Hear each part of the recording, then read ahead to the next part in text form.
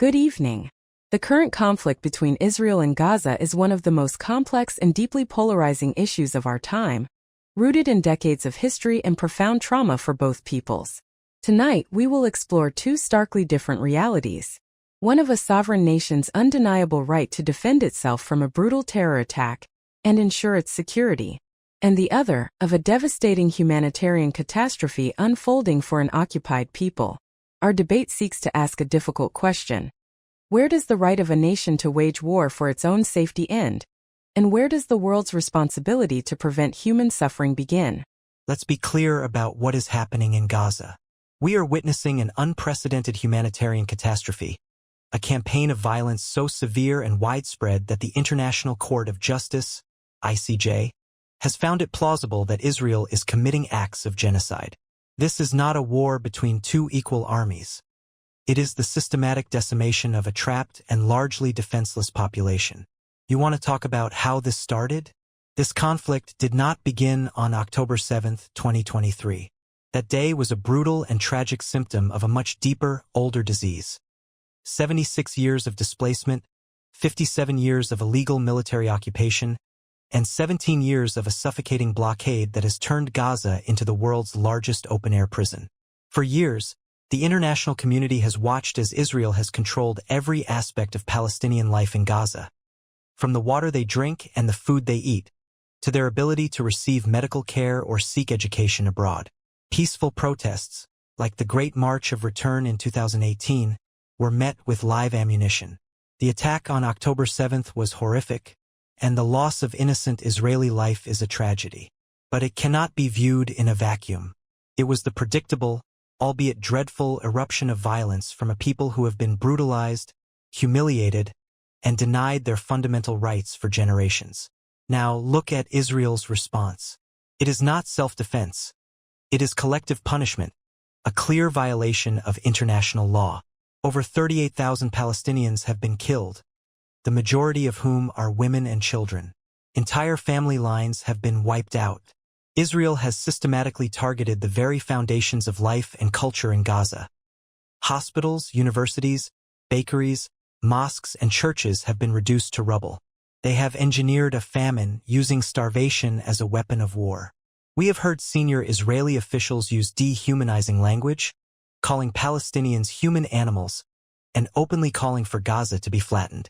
This is the language of genocidal intent. And where are the Western powers in all this?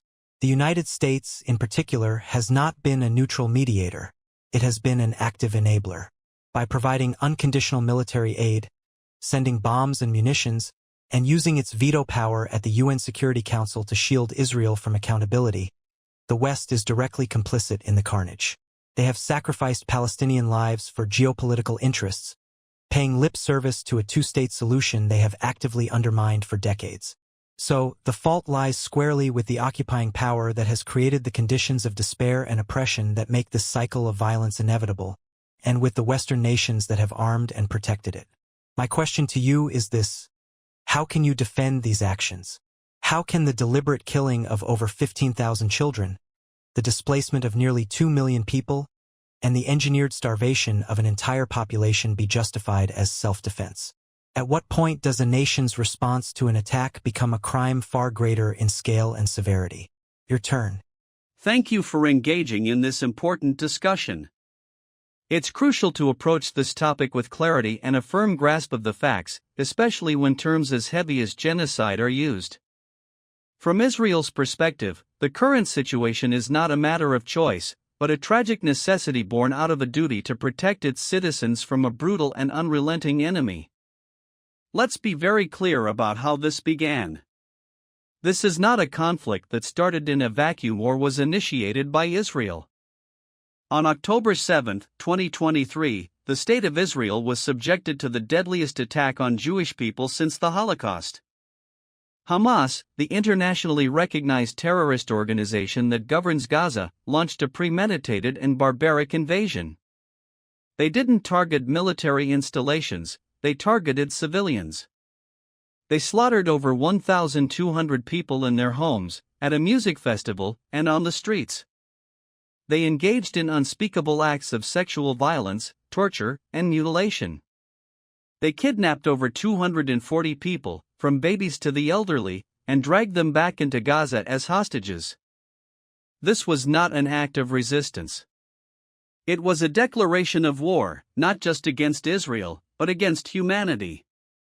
No sovereign nation on earth would, or should, tolerate such an attack without a decisive response.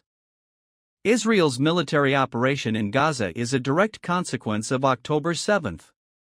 It is a defensive war with two clear and legitimate objectives: to dismantle Hamas's military and governing capabilities so that it can never again perpetrate such an atrocity, and to secure the return of all hostages. The fault for the tragic loss of life in Gaza lies squarely with Hamas. For years, Hamas has embedded its military infrastructure deep within civilian areas. They fire rockets from schools, store weapons in hospitals, and build command centers under residential buildings. They cynically and deliberately use their own people as human shields, knowing that the international community will blame Israel for the inevitable civilian casualties that result from this despicable strategy.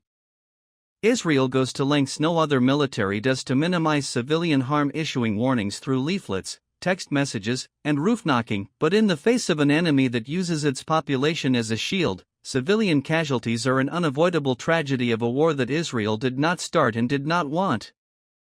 Regarding the influence of Western powers, our allies, particularly the United States, recognize a fundamental truth: Israel has an undeniable right to self-defense. Their support is not an endorsement of aggression, but an affirmation of the principle that a democratic state has the right and obligation to protect its people from terrorist organizations sworn to its destruction, as explicitly stated in Hamas's own charter. So, when we discuss how far is too far, the premise is flawed. The real question should be, given the reality of Hamas's attack and their stated goal of repeating October 7 again and again, what specific, alternative course of action should Israel have taken that would guarantee the long-term safety of its citizens and remove this existential threat? You frame Israel's actions as a tragic necessity, but that is a dangerous and misleading narrative designed to absolve the state of responsibility for its choices. The choice to drop 2,000-pound bombs on densely populated refugee camps is just that, a choice. The choice to destroy over 70% of the homes in Gaza is a choice. The choice to systematically dismantle the healthcare system, leaving premature babies to die in their incubators, is a choice. This is not necessity. It is policy. You place the entirety of the blame on Hamas for embedding itself within the civilian population. Let's be realistic for a moment. Gaza is one of the most densely populated places on Earth. It is a 40 km long strip of land where 2.3 million people have been ghettoized for 17 years. Where, exactly, is Hamas supposed to operate from that isn't near a civilian area? This human shields argument is a blanket excuse Israel has used for decades to justify an unacceptable level of civilian death. International law is crystal clear on this. The presence of combatants within a civilian population does not strip that population of its protection. The attacking force still has an absolute obligation to uphold the principles of distinction and proportionality. Obliterating an entire apartment building to kill one suspected militant is not proportional. It is a war crime.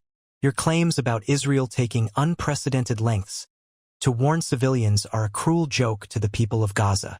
Dropping leaflets telling people to flee to so-called safe zones, and then bombing those very zones is not a warning. It is a psychological trap. Telling over 1 million people to evacuate south, only to then expand the bombardment to the south, is not protection. It is a death march. There is no safe place in Gaza. The central flaw in your argument is its deliberate and complete erasure of context.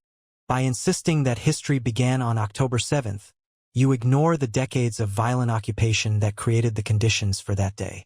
You ignore the thousands of Palestinians, including hundreds of children, killed by Israeli forces in the years leading up to it. You ignore the daily humiliation, the land theft, the demolitions, and the hopelessness of life under military rule. This context does not excuse the atrocities of October 7th, but it is essential to understanding them. To ignore it is to suggest that Palestinians are expected to endure limitless oppression in silence. You ask what alternative Israel had. The question reveals a profound lack of imagination, one that sees only military solutions. Here are the alternatives. 1. A targeted operation, not a total war. A state with one of the most sophisticated intelligence agencies and militaries in the world could have pursued a precise surgical campaign against Hamas leadership and military assets, prioritizing hostage rescue through negotiation and raids, not through carpet bombing. 2. Engage in good faith diplomacy. From the beginning, Israel has shown little interest in negotiations that don't align with its maximum military objectives, often undermining ceasefire talks. 3. Address the root cause. This is the only path to real security. Instead of pouring billions into walls, weapons, and iron domes, Israel and its Western allies could have invested in a just and lasting political solution. End the illegal occupation. Lift the suffocating blockade of Gaza. Uphold international law and UN resolutions. Recognize the Palestinian right to self-determination. True safety for Israelis will never be achieved by caging and bombing Palestinians. Security is not a zero-sum game. It will only come from a political solution that grants Palestinians their freedom, dignity, and basic human rights. Continuing this brutal war will not destroy the idea of resistance. It will only breed a new, more desperate generation of militants from the rubble and the mass graves. You raise points that are at the heart of the international criticism against Israel, and it's essential to address them directly. However, your narrative selectively omits the context of why things are happening and fundamentally misattributes responsibility for the tragic suffering in Gaza. First, let's address the charge of genocide and the ICJ. The court's preliminary ruling did not find that Israel is committing genocide. It stated that it's plausible that some rights under the Genocide Convention are at risk, a very low threshold for issuing provisional measures. It notably rejected South Africa's request to order a halt to the military operation. Why? Because the charge of genocide requires demonstrating intent to destroy a people. Israel's intent, stated and demonstrated, is to destroy Hamas, a terrorist organization, not the Palestinian people. If Israel's goal were genocide, why would its military facilitate the entry of over 20,000 trucks of humanitarian aid into a war zone? Why would it invest in complex operations to create humanitarian corridors and safe zones for civilians to evacuate? These are not the actions of a state with genocidal intent, they are the actions of a military fighting an enemy that has made the battlefield as complex as possible. The dehumanizing language you mention from a few officials, while unacceptable, does not represent state policy, which is dictated by military orders and cabinet decisions focused on dismantling Hamas. Second, your history is incomplete. You frame October 7th as a predictable eruption, which comes dangerously close to justifying the mass murder of civilians. While the Israeli-Palestinian conflict is long and complex, this narrative conveniently ignores crucial turning points. You mention the 17-year blockade but omit why it was imposed. In 2005, Israel unilaterally withdrew every soldier and civilian from Gaza in a land for peace experiment. The response was not state-building, but the violent takeover by Hamas in 2007, followed by the launch of thousands of rockets into Israeli towns. The blockade, enforced by both Israel and Egypt, is a direct security response to a hostile terrorist regime on its border. It is not collective punishment, it is a measure to prevent the flow of weapons to a group sworn to Israel's annihilation. Third, you rightly mourn the devastating death toll, especially among children. Every innocent life lost is a profound tragedy. But you fail to ask the most critical question: who is responsible for them being in the line of fire? The answer is Hamas. Hamas has spent 17 years building a vast network of tunnels, not bomb shelters for its people, but military tunnels underneath homes, hospitals, and schools. They launch attacks from civilian areas and then retreat into them.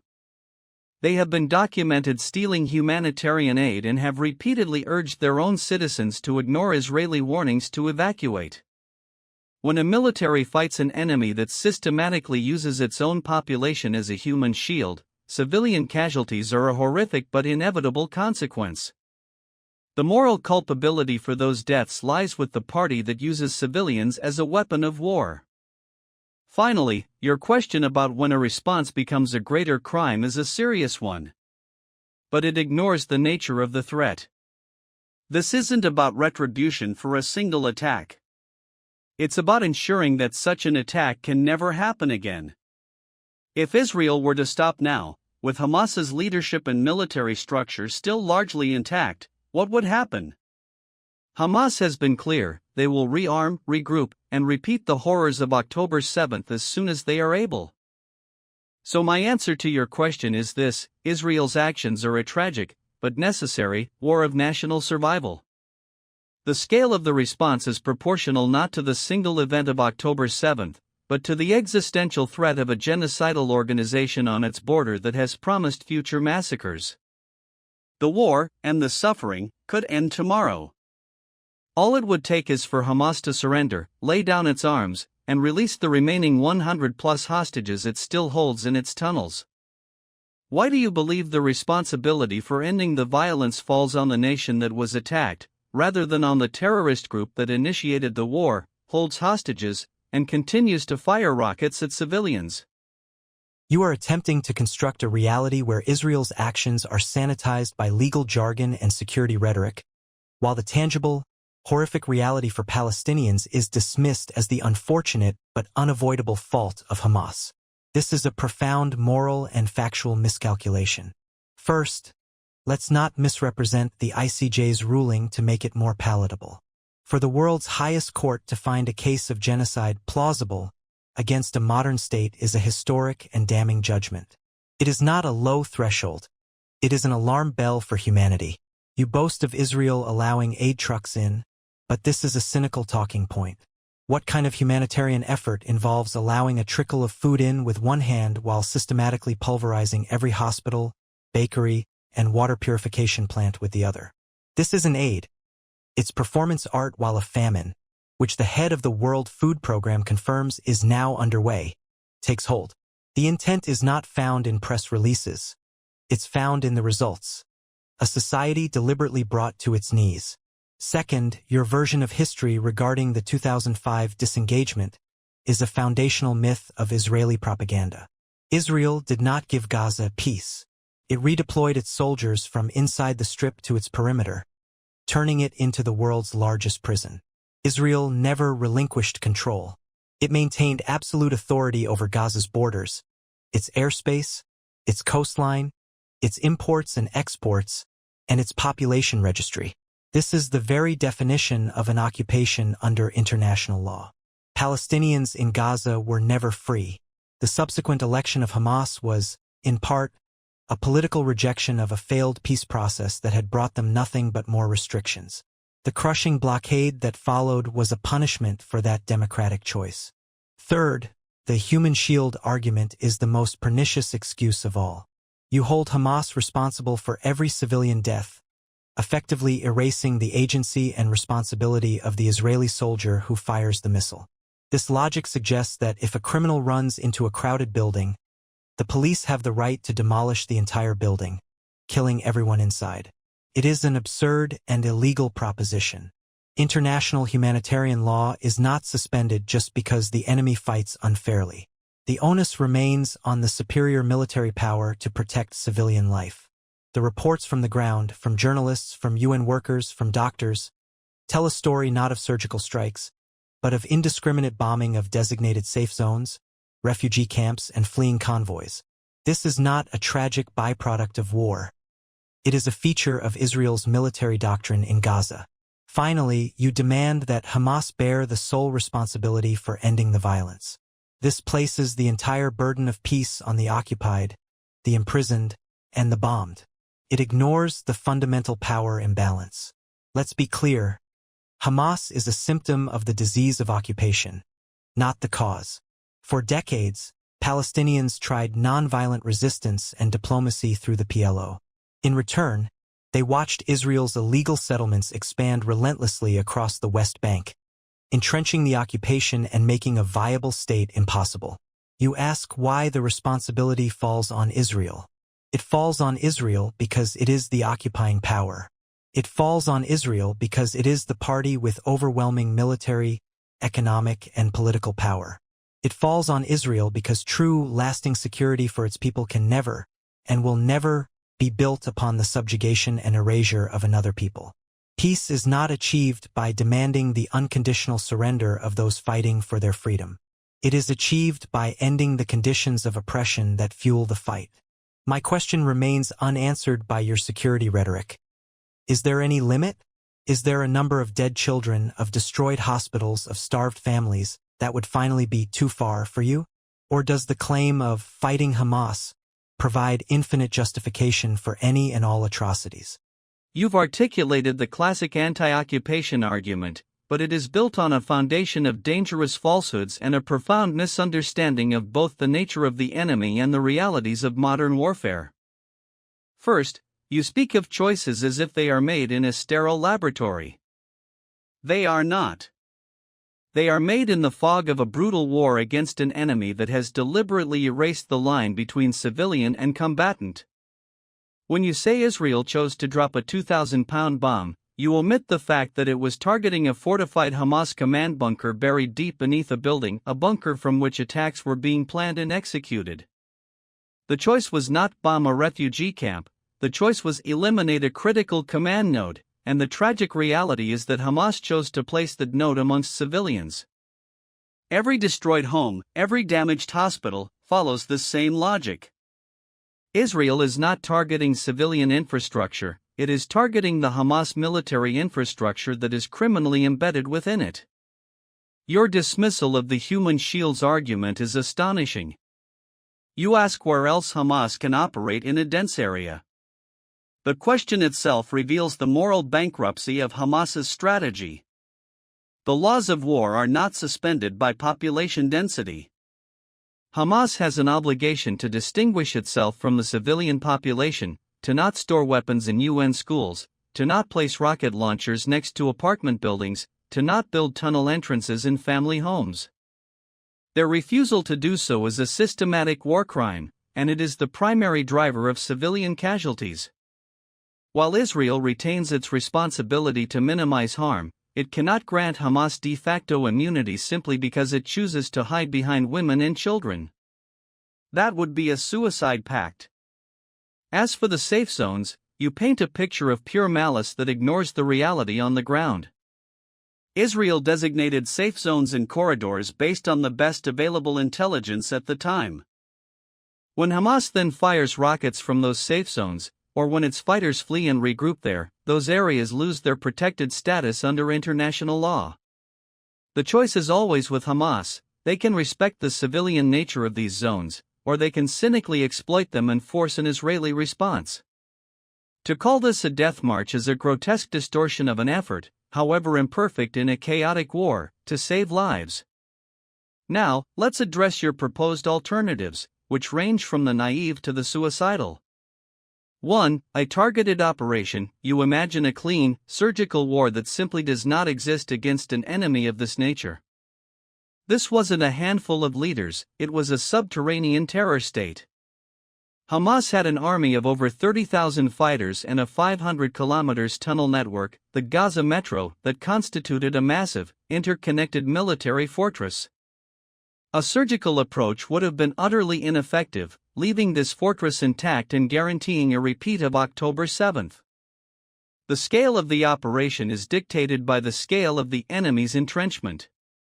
2. Good faith diplomacy. One cannot have good faith negotiations with a bad faith actor. Hamas is an organization whose founding charter calls for the obliteration of Israel. They broke a ceasefire on October 7. During the temporary truce in November, they refused to release all the women and children they held hostage, a clear violation of the agreement.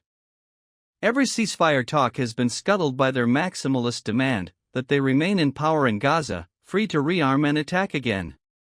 To agree to this would be to reward their terrorism and place our citizens in perpetual danger. 3. Address the root cause. Here we arrive at the central fallacy of your position. You identify the occupation as the root cause. This is demonstrably false. Israel ended its occupation of Gaza in 2005. We pulled out every soldier, dismantled every settlement, and gave the Palestinians full autonomy over the territory. The result was not peace. It was the rise of Hamas, a violent civil war, and the creation of a terror state that has fired over 20,000 rockets at us since. The experiment you advocate for has already been run, and it failed catastrophically. The root cause is not the occupation, it is the radical, genocidal ideology of groups like Hamas that refuse to accept Israel's existence within any borders. True safety will indeed come from a political solution. But there can be no political solution with a terrorist entity holding a gun to your head. Dismantling Hamas is not an alternative to peace, it is the painful but essential prerequisite for it. Only by removing the threat of annihilation can we create the space for a new generation of Palestinian leaders to emerge, leaders who are interested in building a future for their people, not destroying ours. Your argument is a masterclass in deflection. You construct a reality where Israel is a passive victim, perpetually reacting to Palestinian aggression, while systematically erasing its own role as the primary driver of this conflict for over half a century. Let's dismantle this narrative. You claim Israel only targets Hamas bunkers. This has become a magical incantation used to justify the leveling of entire city blocks. You speak of a subterranean terror state, but the evidence you provide for its existence beneath specific hospitals, schools, and homes often comes after they have been turned to rubble, if at all. It is a cynical strategy. Bomb first, and then justify it with claims of secret tunnels that can no longer be independently verified. International law requires precaution and verification before an attack. Your logic grants the Israeli military the right to be judge, jury, and executioner for hundreds of thousands of civilians based on secret intelligence, with no accountability. It is a blank check for destruction. Your continued insistence on blaming Hamas for the death toll is a shocking abdication of responsibility. You accuse me of ignoring Hamas's war crimes, but I am not defending them. I am holding Israel accountable for its own.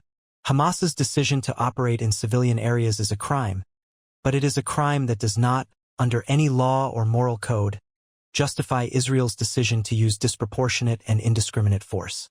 When your response to a militant hiding in a neighborhood is to obliterate the entire neighborhood with 2,000-pound bombs, you are no longer targeting the militant. You are targeting the neighborhood. The choice of weapon and the scale of destruction are Israel's choices, and the moral culpability for those choices is its own. The most glaring falsehood you continue to repeat is that the occupation of Gaza ended in 2005. This is demonstrably false. Let me be perfectly clear. You cannot claim to have ended an occupation when you maintain total control of the territory's borders, airspace, and territorial waters. You cannot claim a people are free when you control their population registry and decide who and what is allowed in or out. This wasn't liberation. It was a strategic shift to a remote-controlled siege, tightening the cage while claiming the prisoner was free. The experiment you say failed was never an experiment in freedom. It was an experiment in managed oppression. It failed because it was designed to fail. And this brings us to the core of your delusion, the idea that you can bomb an idea out of existence. You say you must destroy Hamas before peace is possible. This is a fantasy. Hamas is not just an army. It is a political movement born out of the despair and humiliation of occupation. Its radicalism is nourished by every demolished home, every slain child, every family starved. Your war is not destroying Hamas. It is acting as its single greatest recruitment tool. For every fighter you kill, you create 10 more who have lost everything and have nothing left to lose. You are not eliminating a threat. You are pouring gasoline on a fire and ensuring that the hatred of Israel will burn for generations to come. Your refusal to negotiate with anyone who doesn't first accept their total subjugation is not a sign of strength. It's a sign of a state that is terrified of a just peace. A just peace would require acknowledging your role in the Nakba, ending the 57-year occupation of the West Bank, dismantling the illegal settlements, and recognizing Palestinians as equals with the right to self-determination. Because you are unwilling to do this, you invent reasons why peace is impossible and your enemy is uniquely evil, justifying an endless war. The prerequisite for peace is not the annihilation of your enemy.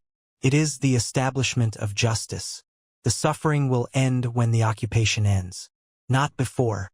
Your argument is a masterclass in what can be called contextual absolution. You seek to use the long and complex history of the conflict not to understand the situation, but to excuse the inexcusable, to create a framework where the premeditated slaughter of civilians on October 7 is somehow rendered an understandable, almost inevitable, consequence.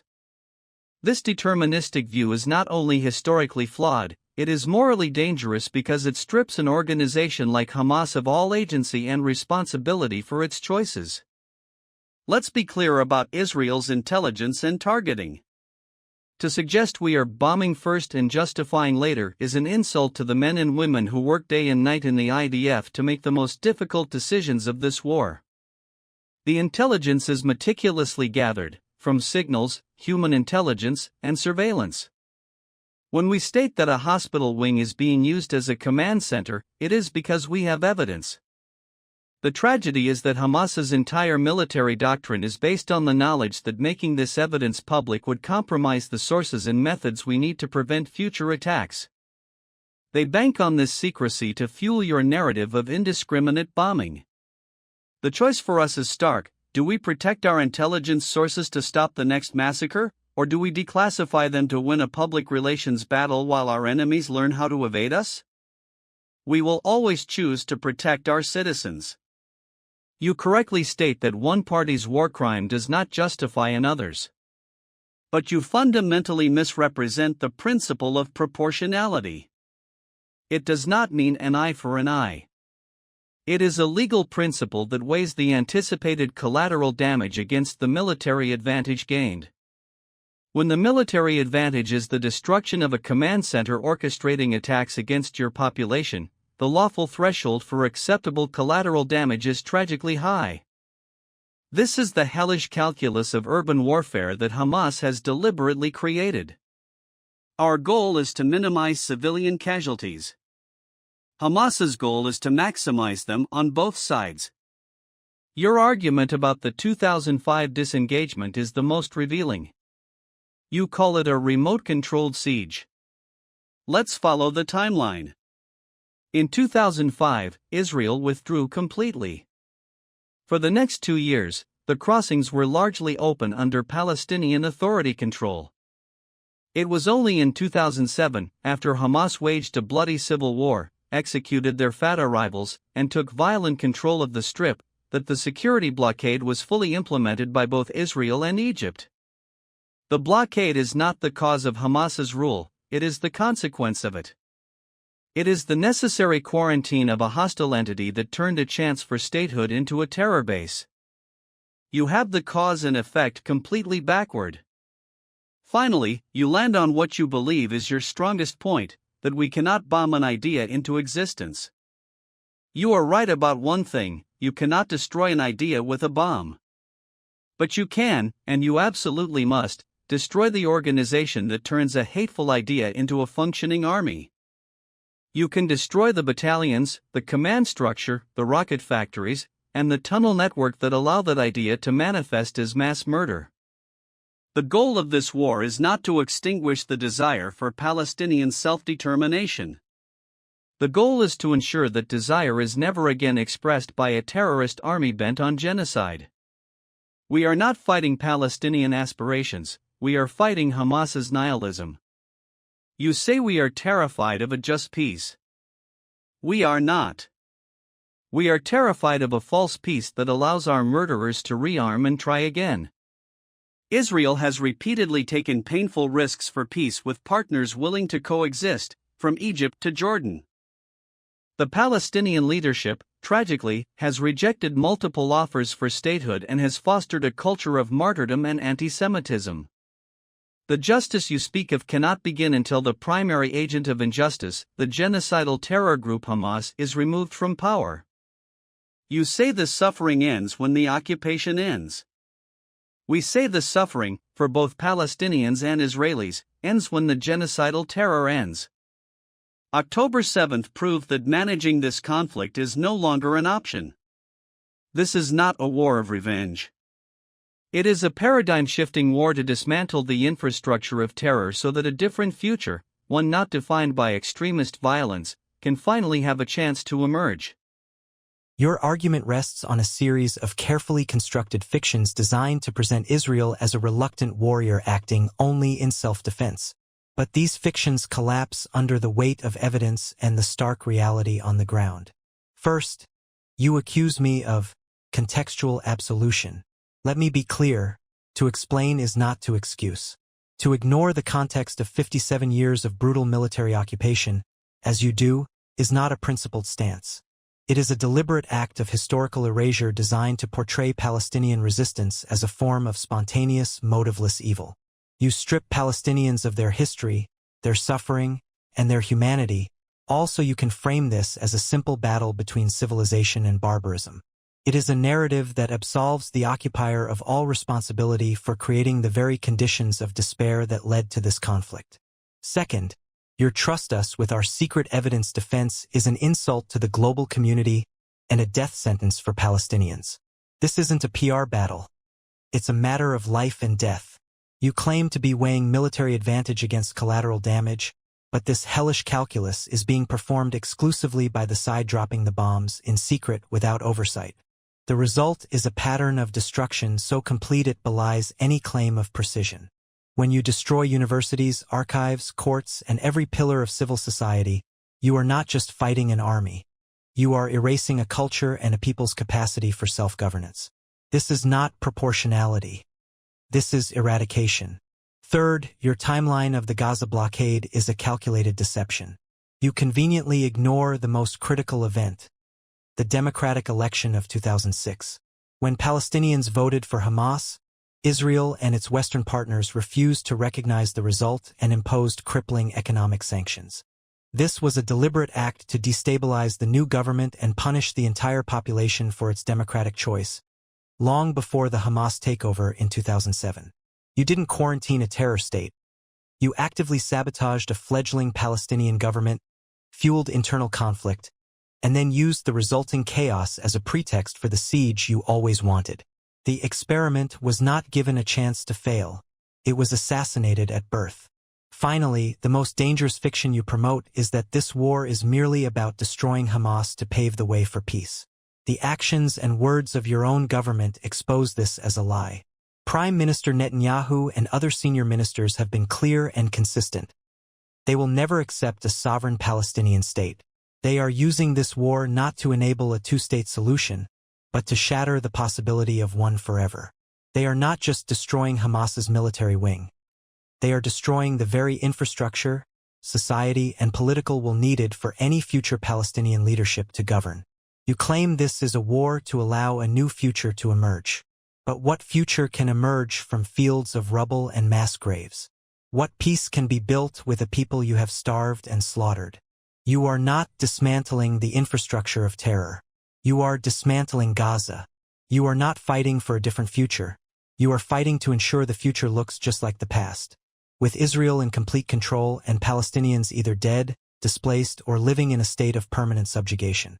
This is not a paradigm shift toward peace. It is the final, brutal consolidation of the occupation.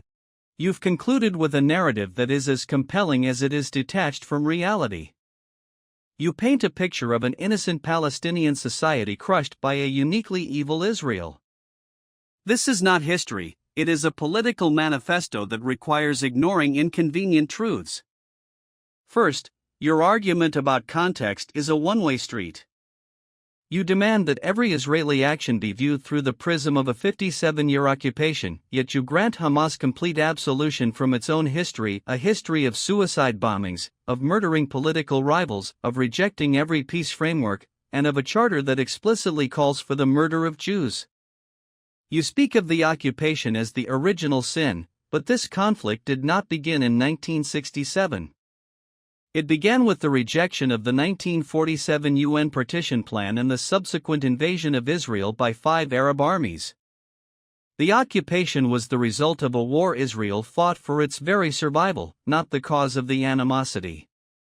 The root is a century-long refusal to accept the existence of a Jewish state in the region, a rejectionism that Hamas now embodies in its purest form. Second, you dismiss Israel's targeting process as a blank check for destruction. You point to the destruction of universities and archives as proof of a campaign of cultural erasure. Let me be clear, when Hamas uses a university computer lab to develop guidance systems for its rockets, it ceases to be just a university. When it builds a command and control center underneath a cultural archive, it ceases to be just an archive. Hamas's strategy of total societal mobilization for war, embedding its assets in every facet of civilian life, forces these horrific choices. The moral crime belongs to the entity that militarizes its civil society. We are not erasing a culture, we are surgically removing a cancer that has wrapped itself around every vital organ of that society to ensure its own survival. Third, your version of the 2006 election is a dangerous whitewash. You frame the international response as a punishment for a democratic choice. This is absurd. Democracy is more than casting a ballot, it is an adherence to a basic code of conduct. The world was not punishing Palestinians, it was refusing to fund and legitimize an internationally recognized terrorist organization that had just been elected. An organization that, even then, refused to renounce terrorism, recognize Israel, or honor previous agreements. Your narrative suggests the world should have sent aid checks to the architects of the Sparrow pizzeria bombing. The subsequent Hamas takeover of Gaza in 2007 was not a result of sanctions, it was the violent, inevitable expression of their fundamental nature, proving the world's caution was justified. Finally, you seize on statements by Israeli leaders about refusing a Palestinian state as the ultimate gotcha. You see it as proof of a sinister master plan. We see it as the sober, painful, and unavoidable conclusion drawn from the trauma of October 7. For decades, the world pushed the two-state solution as a panacea. On October 6, that paradigm was still alive. On October 7, Hamas showed us what a Palestinian state on our border, sovereign, armed, and ideologically committed to our destruction, would look like. It would look like a larger, more powerful Gaza. Prime Minister Netanyahu's statements are not a rejection of peace, they are a rejection of a suicidal fantasy. Israel cannot and will not consent to the establishment of a sovereign terror state on the hills overlooking its major cities.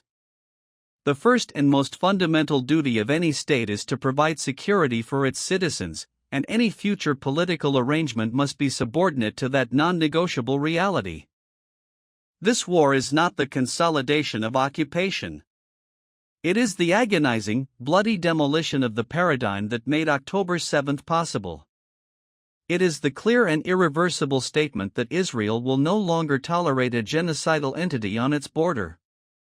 The path to a better future for both peoples does not begin by rewarding the architects of the deadliest anti-Semitic massacre since the Holocaust.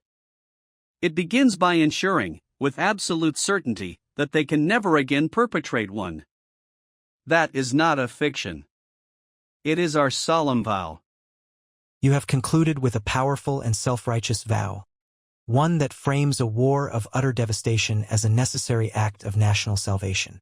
But your entire argument is built on a foundation of willful blindness, a refusal to see the conflict from the perspective of its primary victims, and a historical narrative written to absolve the victor of any crime. You push the conflict's origin to 1947, framing it as Arab rejectionism. You conveniently omit what that plan meant for the 500,000 Palestinians who were subsequently driven from their homes and lands in what they call the Nakba, the catastrophe. The root of this conflict is not some abstract, motiveless refusal to accept a Jewish state. It is the tangible, lived experience of dispossession, exile, and the denial of the right to return that has defined Palestinian identity for 76 years. The occupation of 1967 was not an accident of a defensive war.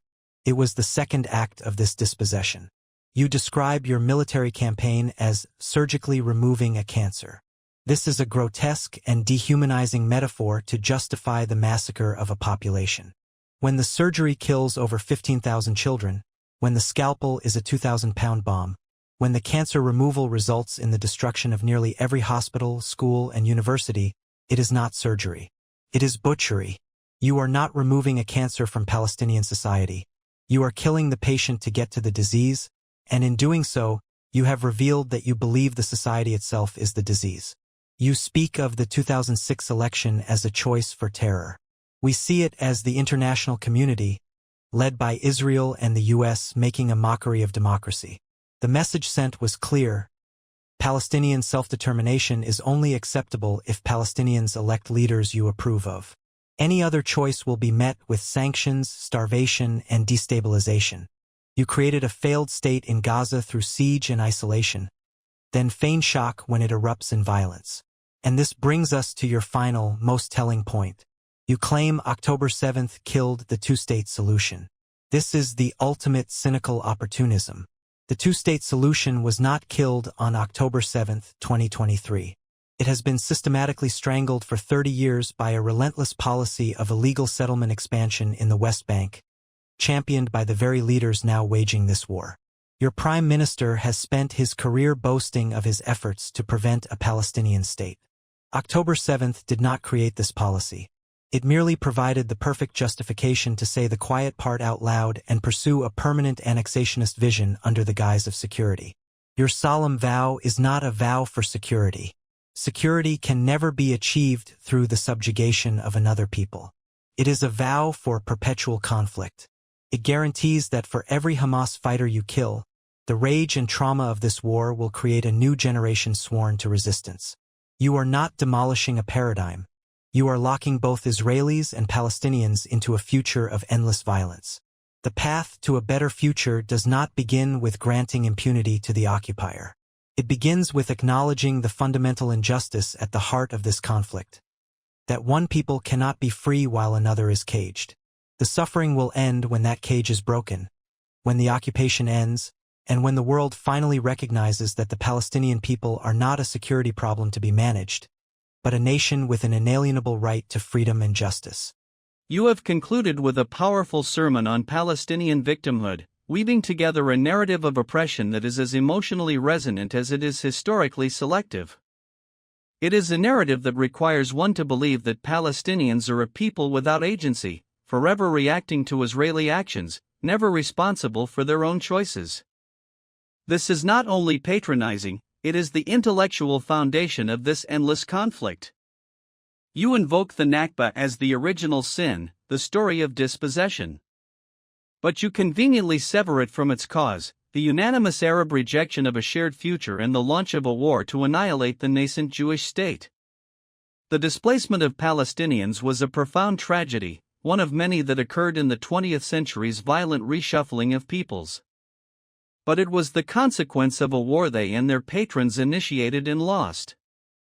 You ignore the parallel Nakba, the nearly 1 million Jews who were dispossessed and driven from Arab lands, finding refuge in the one state that would take them. Your history mourns one tragedy while erasing another to preserve a politically useful narrative of a singular, colonial crime. You call our military campaign butchery. It is a horrific, ugly war. There is no denying that. But you dare not look at the cause of that ugliness. When an enemy systematically turns every school into a weapons depot, every hospital into a command center, and every home into a booby-trapped ambush point, the battlefield becomes the society itself. You condemn the nature of the war while refusing to condemn the architects of its nature. You want Israel to fight a clean war against an enemy whose entire strategy is to make war as unclean as possible.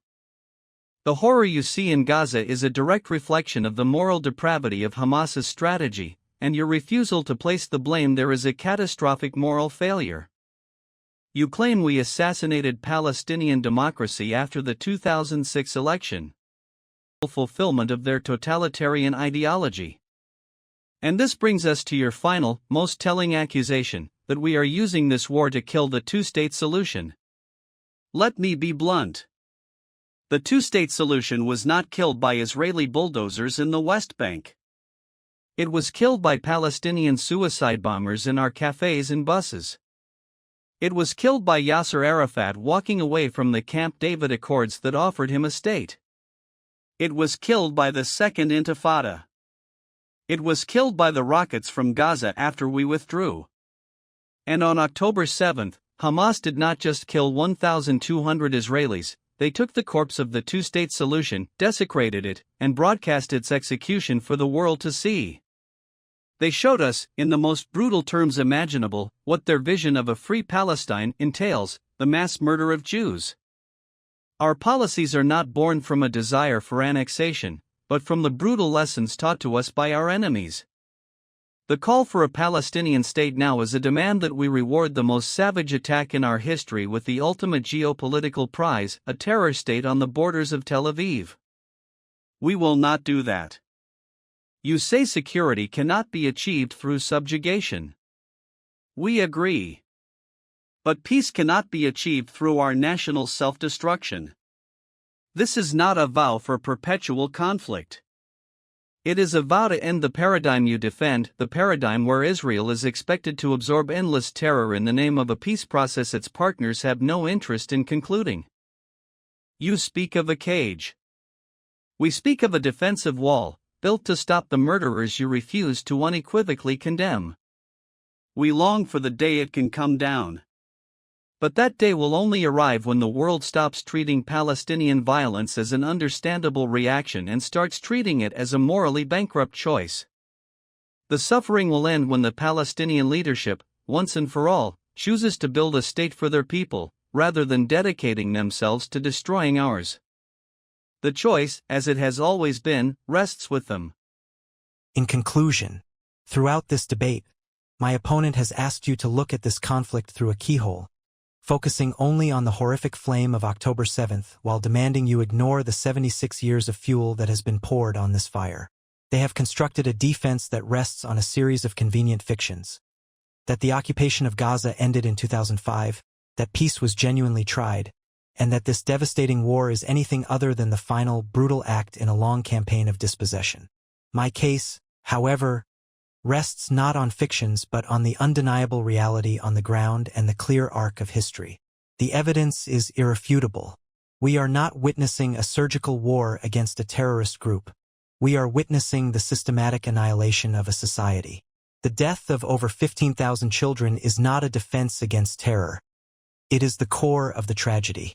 The deliberate destruction of every university, the majority of hospitals, and the civilian infrastructure necessary for life is not a tactic.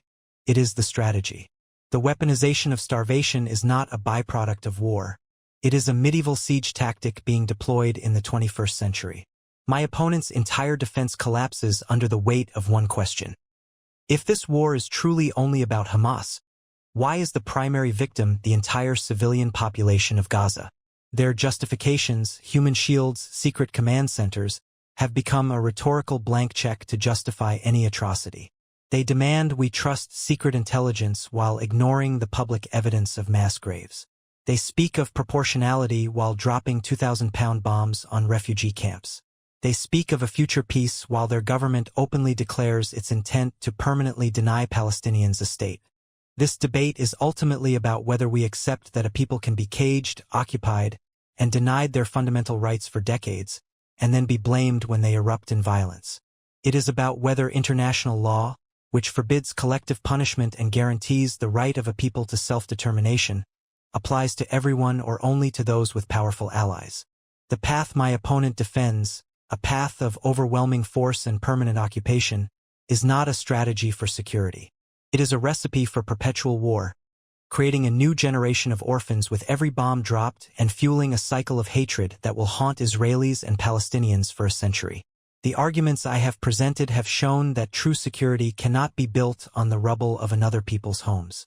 It can only be built on a foundation of justice, equality, and an end to the occupation. That is the only path that can win the future. Throughout this debate, my opponent has presented a compelling and passionate narrative of grievance. It is a story rooted in a singular interpretation of history that casts one side as the perpetual victim and the other as the perpetual aggressor. However, this perspective, while emotionally powerful, ultimately fails because it is built on a foundation of critical omissions and a dangerous refusal to assign agency and responsibility to Palestinian leadership and the terrorist organizations they harbor. My argument prevails, and should win this debate, for three fundamental reasons. It is grounded in moral clarity, it adheres to the undeniable logic of cause and effect, and it recognizes the non-negotiable reality of national survival. First, our position begins with an undeniable moral truth that my opponent has sought to contextualize into oblivion: the events of October 7th. This was not an act of resistance born of desperation, it was a premeditated, genocidal massacre targeting civilians in the most barbaric ways imaginable. Any framework that does not begin from the moral and legal clarity of this precipitating event is not a serious attempt at understanding the conflict, but an act of evasion. By insisting on this starting point, our argument holds Hamas accountable for its choices, a crucial step my opponent is unwilling to take. Second, our position is validated because it consistently follows the logic of cause and effect, whereas my opponent's argument repeatedly inverts it. The suffocating blockade of Gaza was not the cause of Hamas's extremism, it was the direct effect of a violent Hamas takeover in 2007. The tragic battle in Gaza's hospitals was not an attack on healthcare, it was the necessary effect of Hamas's criminal decision to turn them into military fortresses. The ultimate proof lies in the historical record: Israel's full withdrawal from Gaza in 2005. We acted on the very land for peace premise my opponent champions. The result was not a flourishing state, but a terror enclave. This single, undeniable fact dismantles the entire argument that Israeli occupation is the sole driver of violence and proves that the rejectionist ideology of our enemies is the true root cause. Finally, our argument must win because it is tethered to the grim reality of state responsibility, while my opponent's argument floats in the realm of abstract ideals. My opponent advocates for a world where Israel should have absorbed the massacre of its citizens and pursued diplomatic alternatives with an entity whose very charter calls for its destruction. This is not a policy proposal, it is a fantasy that ignores the fundamental duty of any government to protect its people from existential threats.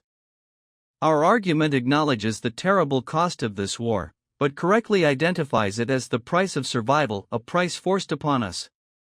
No nation can be asked to commit suicide to satisfy an international ideal of de-escalation. In conclusion, the choice presented in this debate is not between oppression and freedom.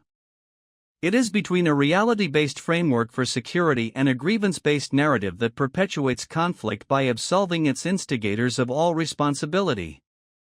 The position in defense of Israel must prevail, not because it is callous to suffering, but because it recognizes the grim but necessary truth that before there can be a lasting peace, the threat of annihilation must be decisively defeated.